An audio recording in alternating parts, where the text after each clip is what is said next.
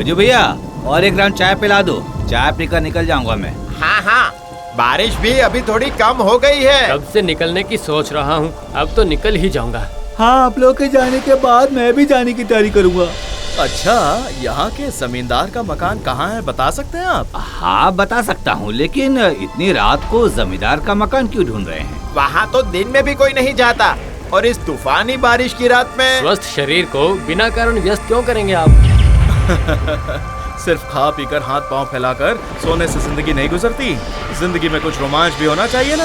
इनकी बातों से लगता है कि हमें ताना मार रहे हैं। हाँ? अगर रोमांच का इतना ही शौक है तो जाइए उस भूतिया बंगले में, इस दुकान के पास वाले रास्ते से ही जाना होगा। मैं कह रहा था कि आप लोग साथ चलकर दिखा दीजिए ना, इतनी रात को पता नहीं कहाँ कहाँ पहुँच जाएंगे। हाँ ठीक है, आइए आइए आइए हमारे साथ। शुक्रिया।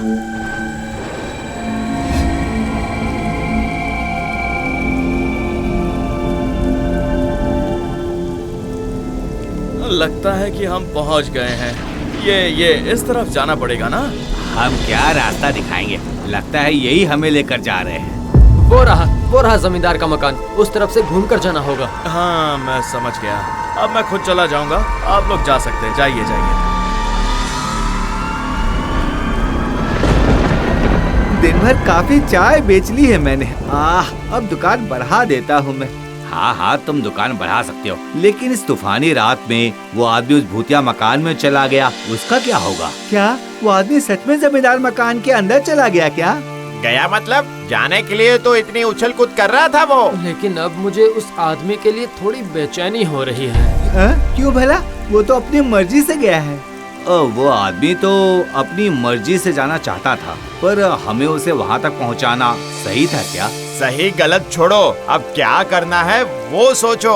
तुम सब एक काम करो, गांव के चौकीदार को इस बात की खबर कर दो। हाँ, और हम लोग यही गज्जू भैया की दुकान पर रुकते हैं। अगर चौकीदार कोई खबर देगा तो सब साथ मिलकर वहाँ जा सकते हैं। हाँ, वही अच्छा होगा। गज्जू भैया आप सबके लिए खिचड़ी चढ़ा दो, हम चौकीदार को बोल कर आते हैं।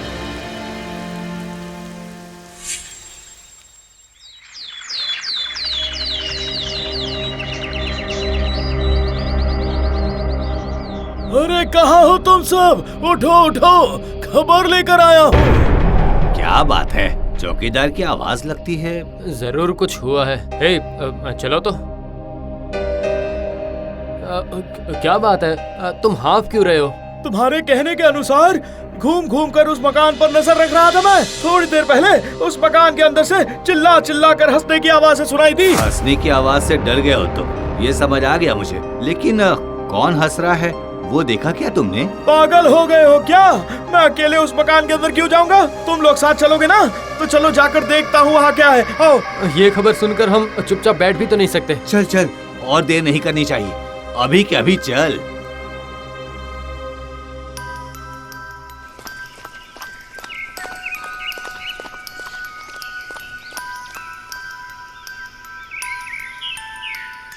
अरे चलो चलो, रुक क्यों गए हो? चलो अंदर चलो। कहाँ से अंदर जाएं? इन पेड़ों की वजह से अंदर जाना मुश्किल हो रहा है। अजीब बात है ये, अजीब बात है ये। वो आदमी अंदर गया कैसे होगा? अगर वो अंदर जा पाया है तो हम भी तो जा पाएंगे ना। चलो।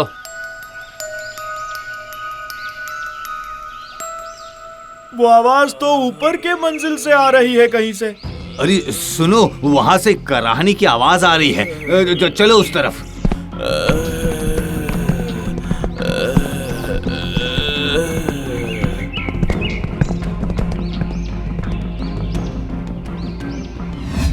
अरे ये रहा, वो कल रात वाला ही है।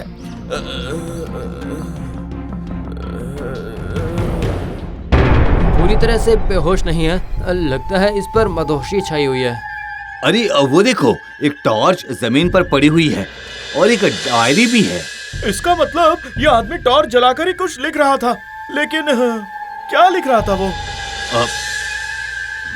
वो इस डायरी में जो लिखा है पढ़ते ही समझ में आ जाएगा, लेकिन उससे पहले इस आदमी को होश में लाना जरूरी है।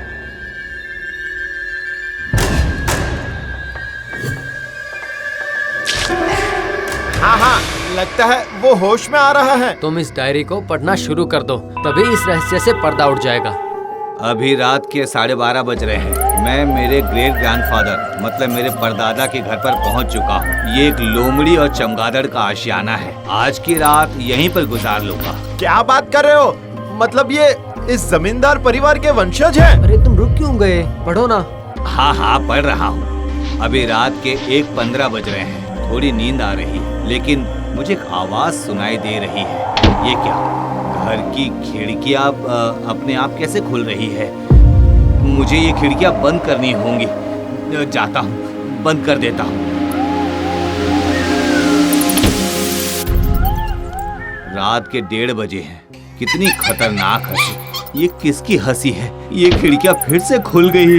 हाँ, बारिश बंद हो गई है। चांद की रोशनी घर के अंदर आ रही है लेकिन अभी कोई और आवाज आ रही है। हाँ, कोई बहुत जोर से रो रहा है। लगता है ये आवाज बगल वाले घर से ही आ रही है। क्या सच में वहाँ कोई है या फिर ये मेरे मन का भ्रम है? बगल वाला घर? लेकिन वो घर तो कब से बंद पड़ा हुआ है। मैंने अपनी आंखों से उसको देखा है। अरे तुम बीच में क्यों बोल रहे हो? पूरी कहानी खराब कर दी। नहीं, लय नहीं टूटा। सुनो, अगले पन्ने पर लिखा है रात के 1:40 छाती पीट कर रोने की आवाज। अब कोई भ्रम नहीं है, रोने की आवाज पास आ रही है। ये क्या? एक कंकाल? नहीं, एक नहीं, बहुत सारे, वो सारे मेरी तरफ आ रहे हैं। उनकी ठंडी सांसें मेरे शरीर पर बढ़ रहे हैं। बचाओ! अरे रे, लगता है गला सूख रहा है। ये लो, थोड़ा पानी पी लो। लो।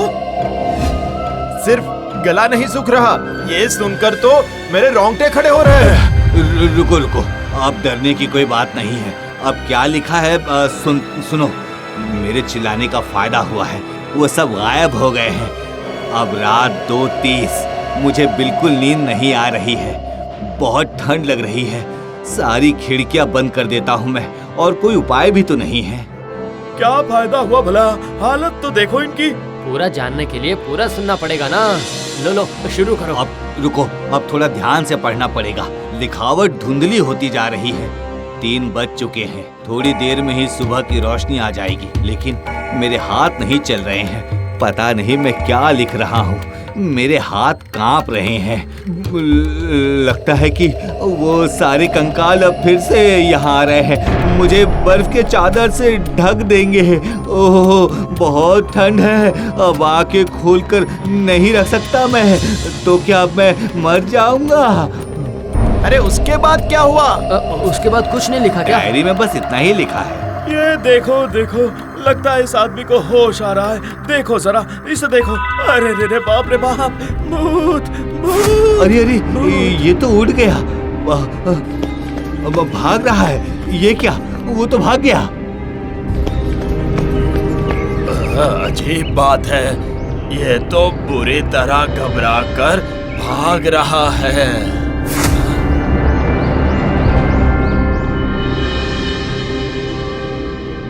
वो तो सचमुच भाग गया। इस जमींदार के परिवार के वंशज को सच में भूत ने पकड़ा है क्या? अब ये कोई ना मानने वाली बात तो नहीं है। लेकिन पीताम्बर काका, आप यहाँ पर कैसे? गज्जू के चाय की दुकान पर खबर मिलते ही मैं यहाँ आ गया, लेकिन शायद यही होना लिखा था। क्या बोल रहे हैं काका? क्या होना लिखा था? तुम सबको आखिर पता ही क्या है?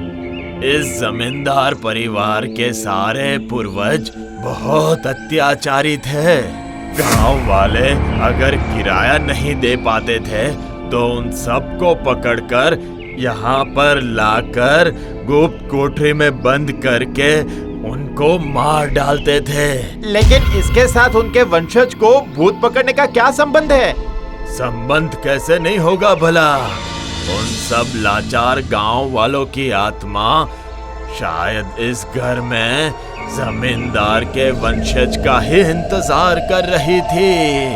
तो फिर उन आत्माओं ने ही पूरी रात उस आदमी को तंग किया होगा। लेकिन वो आदमी इस घर में आखिर वापस ही क्यों आया था?